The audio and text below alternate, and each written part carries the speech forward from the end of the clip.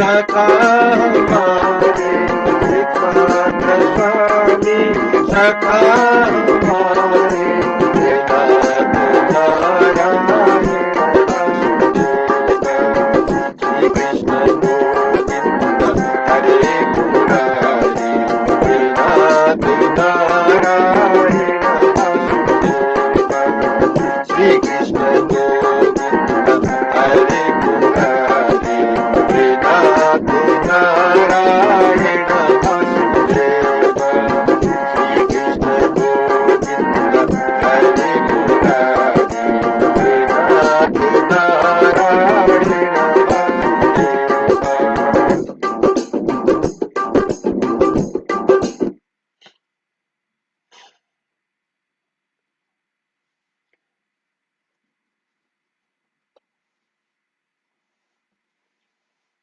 नमस्कार यहाँहरू सबैलाई जय श्री कृष्ण। आज म श्रीमद् भागवतको 126औं दिनमा नवम स्कन्धको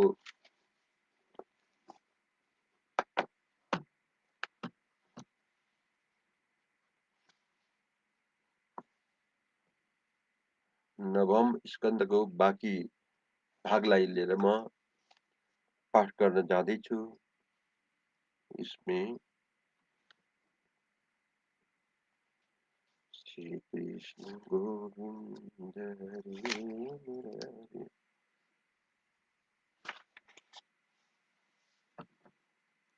कल मैंने 22वां अध्याय पाठ किया था, उसी से कुछ बाकी था।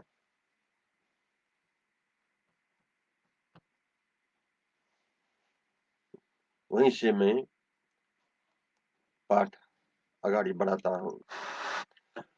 अर्जुन की सुभद्रा रानी से तेरा पिता अभिमन्यु भैया यह बड़ा पराक्रमी भया, उसी से उत्तरा के गर्भ में आपका जन्म है। कौरवों के नष्ट होने पर अश्वत्थामा ने ब्रह्मास्त्र चलाया, उससे तुम्हारी मृत्यु हो जाती, परंतु कृष्ण के प्रभाव से जीवित रह गए थे। हे परीक्षित, तेरे जन्म में जय, श्रुतसेन, भीतसेन और उग्रसेन ये 4 पुत्र बड़े बलवान भये हैं। तुम्हारा पुत्र जन्मेजय तुमको तक्षक द्वारा मरा भया जान क्रोध कर सर्पों का अग्नि में हवन करेगा। वह जन्मेजय का कावसेय ऋषि के पुत्र पुर को पुरोहित बनाकर सब पृथ्वी को जीत अश्वमेघ करेगा। इस जन्मेजय से कास्तानिक पुत्र होगा। यह यज्ञ बल्क्य से वेद त्रयी पढ़ेगा और शौनक से अस्त्र ज्ञान बाक्रिया ज्ञान पढ़ेगा। इस शतानिक का सहस्रानिक का अश्वमेधज का असीम कृष्ण और असीम कृष्ण का नेमी चक्र होगा। जब हस्तिनापुर नदी में डूब जाएगा तब नेमी चक्र कौशाम्बी में वास करेगा। निमीय क्रम का चित्ररथ का पुत्र कविरथ होगा। कविरथ का वृष्टिमान का सुशेषण का सुनीत का नृबच्छु का सुखी नल का परिप्लव का सुनय का मेधावी का नृपमजय का पूर्व का तिमी का बृहद्रथ का सुदास का शतानिक का दुर्दमन का बहिनर का दंडपानी का नीमी का छेपक होगा। यह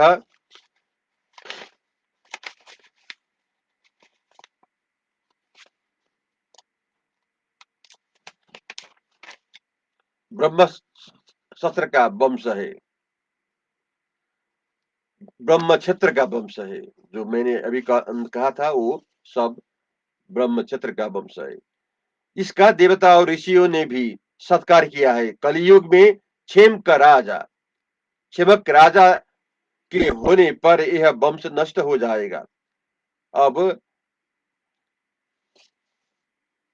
मगध देश में जो जो राजा होंगे उनका वर्णन करता हूँ।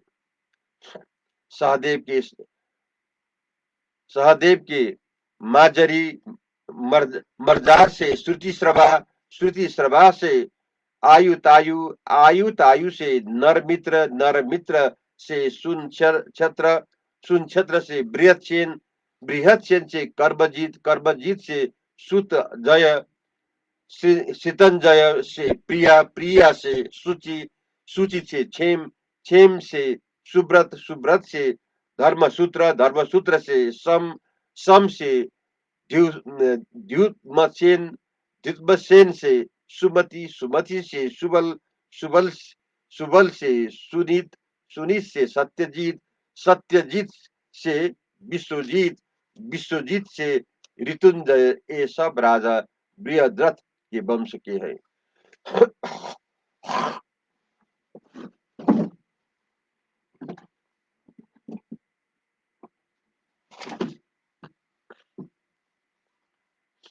अब मैं 23वां अध्याय पाठ करने जा रहा हूँ। इसमें अनुद्रुह्य तुर्बसु और यदुवंश का विवरण है।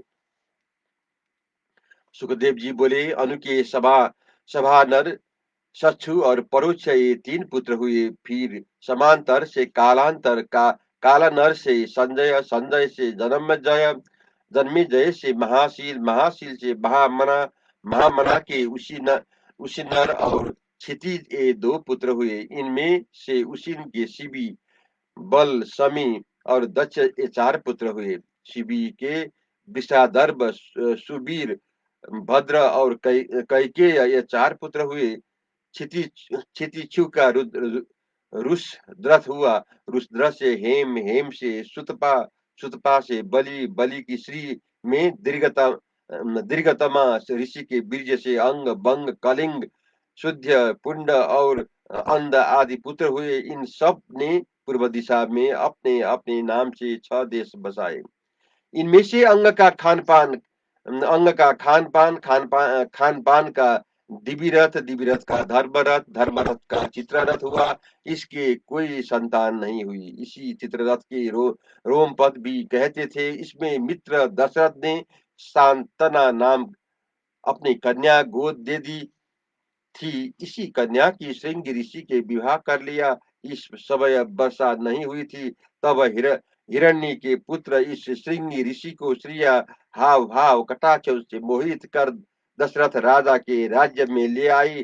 तब श्रृंग ऋषि ने एक यज्ञ किया, जिससे निसंतान राजा दशरथ के पुत्र हो गए। फिर रोमपाद से चतुरंग, चतुरंग से पृथुपाल और पृथुपाल से बृहद्रथ, बृहत कर्म और बृहदत्त भानु ये 3 पुत्र हुए। इनमें से बृहद्रथ से बृहन्मना से जयद्रथ, जयद्रथ का संभूति के उदर से घृति हुआ। घृति से घृतव्रत, घृतव्रत से सत्कर्मा, सत्कर्मा से अधिरथ, अधिरथ गंगा के किनारे विचर रहा था। उस समय कहीं से एक संदूक बहता हुआ आ रहा था। इससे उससे खोलकर देखा तो उसमें एक बालक निकला। यह बालक कुंती ने कन्यापन में उत्पन्न किया था। इससे गंगा में बहा दिया और इसका नाम कर्ण रखा। इस कर्ण के विषसेन हुआ। यताति के पुत्र का नाम द्रुह्य था। इसके बभ्रू हुआ। बभ्रू का सेतु, सेतु का आरब्ध, आरब्ध का गंधार, गंधार का धर्म और धर्म का घृत हुआ। घृत से दुर्भना, दुर्भना से प्रचेता और प्रचेता के 100 पुत्र हुए, जो उत्तर दिशा में म्लेच्छ देशों पर राज्य करने लगे। ययाति के पुत्र तुर्बसु का बनी का गर्भ, बनी का भर्ग, भर्ग का भर्गु भर्ग का भानुभान का त्रिभानु, त्रिभानु का करंधर, करंधम का मरुत हुआ, इससे कोई संतान नहीं हुई, इसीलिए यह पुरुवंशी दुष्यंत को अपना पुत्र मानने लगा। परंतु राज्य के लोभ से राजा दुष्यंत फिर अपने कुटुंब ही में जा मिला। हे राजन, अब हम यताति के बड़े पुत्र यदु के वंश का वर्णन करते हैं। यह चरित्र मनुष्य के संपूर्ण पापों का नाश और पुण्य कारक है, क्योंकि इस वंश में भगवान ने नर रूप धारण कर जन्म लिया है। उस यदु के सहस्त्रजीत, कृष्टा, अनल और रियु के 4 पुत्र हुए। इसमें सहस्त्रजीत का सतजीत नाम पुत्र हुआ। इस सतजीत के महामय वेणु हय और हय हय हय हय ये 3 पुत्र हुए। इनमें से हय हय के से धर्म, धर्म से नेत्र, नेत्र से कुंत, कुंत, कुंत से सोहम जी से महिष्मान, महिष्मान से भद्रसेन, भद्रसेन से दुर्भद, दुर्मद, दुर्मद से धनक हुआ। इस धनक के कृत बीर्ज, कृताग्नि, कृत वर्मा, कृतऊ जी ये पुत्र हुए। कृत बीर्ज के पुत्र का नाम अर्जुन था। यह सप्तद्वीप का स्वामी हो गया। इसने दत्तात्रेय से महागुण और योग विद्या सीखी थी। कोई भी राजा यज्ञ, दान, तप, योग, श्रुत, पराक्रम, जया आदि के कृत बीर्ज के पुत्र अर्जुन से सम्मान नहीं हुआ। इससे कृत बीर्ज ने 85 सहस्त्र वर्ष तक राज्य किया। इसके सहस्त्र पुत्र हुए थे, पर सब संग्राम में मारे गए। केवल जयध्वज, सुरसेन, वृषभ, मधु और उर्जित ये 5 बच रहे थे। इनमें से जयध्वज का ताल जंग हुआ। ताल जंग के 100 पुत्र हुए। इनमें सबसे बड़े का नाम वृष्णि था। मधु और वृष्णि के नाम से यादव, माधव और वृष्णि ये 3 वंश चले, तथा यदु के कौष्टा नामक पुत्र का ब्रिजिबान, ब्रिजिबान का स्वाहित, स्वाहित का रुचेकु, रुचेकु का चित्ररथ, चित्ररथ का शिशिर बिंदु हुआ। इसके पुत्र का नाम महाभोज था। यह चक्रवर्ती हो गया। इसके पास 14 रत्न थे। इसकी 10 सहस्त्र रानियां थी। जिसने 10 करोड़ पुत्र हुए। इनमें से केवल 6 प्रधान थे। उनमें से पृथुश्रवा का धर्म नामक पुत्र हुआ। धर्म का उसना हुआ। इसने 100 अश्वमेध किए थे। उसना के पुत्र का नाम रुचक था। इस रुचक के पुरुजित, रुक्म, रुक्मेशु, पृथु और राज्यमग ये 5 पुत्र हुए। इनमें से राज्यमग के कोई संतान नहीं हुई, और अपनी शैब्या रानी के डर से उसने दूसरा विवाह भी नहीं किया। परंतु एक दिन अपने शत्रु के घर से उसकी भोज्या नामक कन्या को हर लाया। उसको रथ पर बैठी हुई देख शैब्या क्रोध से बोली, हे पाखंडी, मेरे बैठने के रथ में तू किसको बिठा लाया है? राजा ने उत्तर दिया, यह तेरी पुत्र बधू है। तब शैब्या हंसकर कहने लगी कि मेरे तो पुत्र ही नहीं है, और न मेरी कोई सौता है। जिसके बेटे की यह बहू हो, फिर मेरी पुत्र बधू कैसे हो सकती है? इस पर राजा ने कहा कि जो पुत्र होगा यह उसकी बहू होगी। तब विश्वदेवा और पितरों ने, जिसकी राजा ने बड़ी आराधना की थी, राजा का संकट देखकर वर दे दिया। इस वर से शैब्या के गर्भ के गर्भ रह गया, और ठीक समय में कुमार ने जन्म लिया। इसका नाम विदर्भ हुआ। इसी ने उस भोज्या से विवाह किया था। हरिओम। जय श्री कृष्ण।